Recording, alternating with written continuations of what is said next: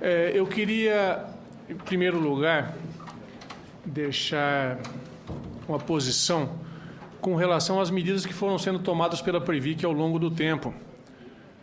Nós discutimos a situação do Portos desde 2000, desde a época da emenda 20, que foi instituída a paridade das contribuições, que a situação do Portos vem se deteriorando ao longo do tempo. Em 2008, o presidente da República, por intermédio da Casa Civil, determinou a criação de um grupo de trabalho para discutir a situação do Portos. Nesse grupo participa a Previc, participa a CEP, a Secretaria de Tesouro, a própria Casa Civil, o DEST.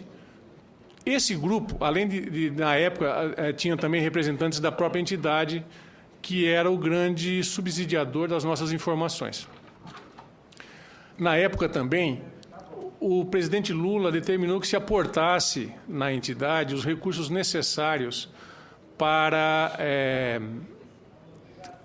pagar as contribuições que eram, até então, o valor informado como devido pelas patrocinadoras, que eram uns 400 milhões de reais. A estratégia do pessoal foi dividir esse aporte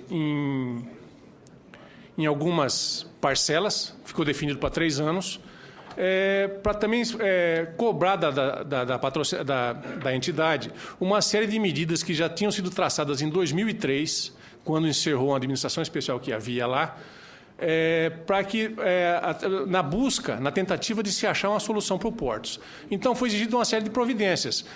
Fechar o plano, porque, embora não houvesse mais adesão de participantes, de empregados das companhias docas, o Portos tinha um problema, que ali poderia haver ainda uma sangria maior ainda dos recursos do plano. Então, se determinou que se fechasse o plano, se equacionasse o plano, estabeleceu-se também como meta a divisão do plano, porque o plano lá hoje é único, existem 14 patrocinadoras para um plano só. Então, se nós pegarmos o peso que tem a CODESP, o peso que tem a CDRJ dentro do plano, se elas mantiverem o pagamento, corresponde a quase 60% dos recursos necessários. Então, as demais não pagando, vai se gerando um problema que toca o plano com uma parte dos recursos e os demais recursos não entram, ficam sendo postergados o pagamento. Chega na situação que nós estamos hoje, onde existe uma dívida muito grande das patrocinadoras, que não, pelo menos pela avaliação que foi feita, existe uma dívida em torno de 1 bilhão e 100 mais ou menos, que ela é oriunda do quê? Da grande maioria de falta de repasse de recursos. Além disso, foi estabelecido que deveria ser criado um novo plano, para que se tentasse trazer para o Portos os participantes, os empregados das companhias docas que até hoje não têm plano de benefícios. Essas medidas, além de uma outra série de medidas que foram sendo traçadas ao longo do tempo, elas não foram sendo atendidas a contento. Tá? Então, em 2010, foi definido pelo grupo que a melhor medida que se tomasse naquela época seria a própria intervenção por conta da falta de andamento do processo em si, ele estava totalmente travado. Além disso, a situação do Portos tinha se deteriorado muito até aquela época. Para vocês terem uma ideia, quando nós propusemos a intervenção, a entidade tinha 217 milhões de reais em patrimônio e um compromisso de 2 bilhões e 200 milhões. Havia uma insuficiência, naquela época, em 2010, de 1 bilhão e 900 milhões de reais. Tá? Os recursos disponíveis no plano de 200 milhões eles eram e continuam sendo insuficientes, tá, para bancar os benefícios de vocês, que hoje a folha de vocês está em torno de 12 milhões de reais.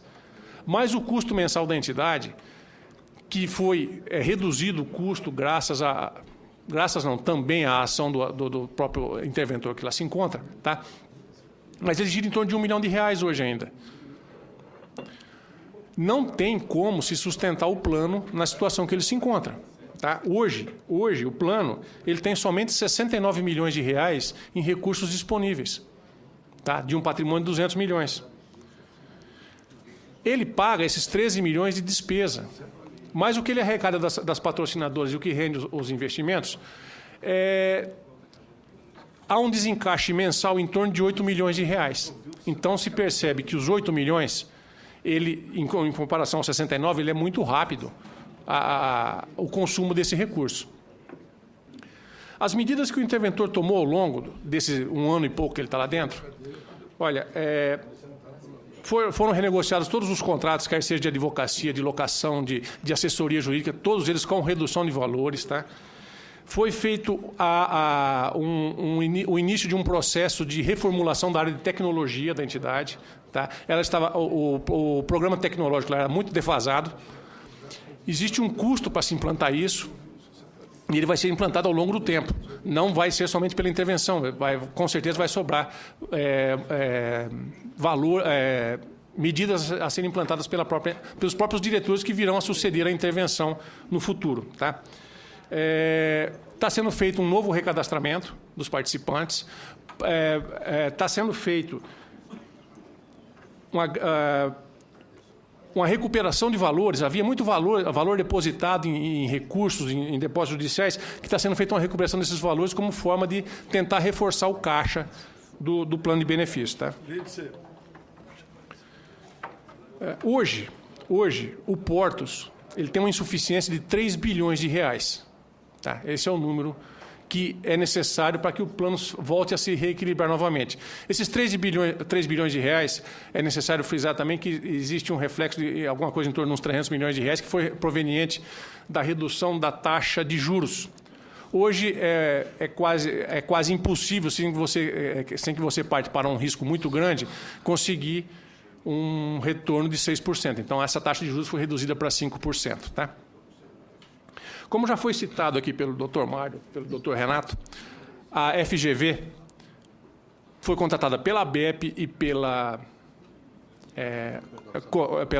CODESP para realizar um trabalho de auditoria. Foi pedida a auditoria dos benefícios, da avaliação atuarial que foi feita em dezembro de 2011.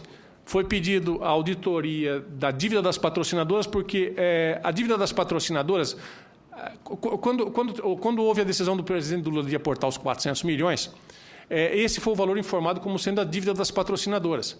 E esse valor chegou hoje a 1 bilhão e 100. Então, existe um descasamento desses valores que precisam ser checados.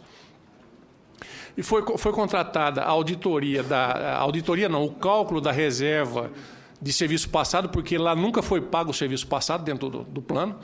E também foi encomendado um trabalho para avaliar o custo da retirada da Portobras, que quando a Portobras foi extinta em 1991, pura e simplesmente os participantes, tanto os ativos que na época existiam, que permaneceram alguns até hoje, a grande maioria foi transferido para as docas, e os demais aposentados passaram deixaram de ter a contraparte da patrocinadora com relação às contribuições. Esse relatório está pronto. Ele foi entregue na Previ, que ele chegou no final do mês de outubro.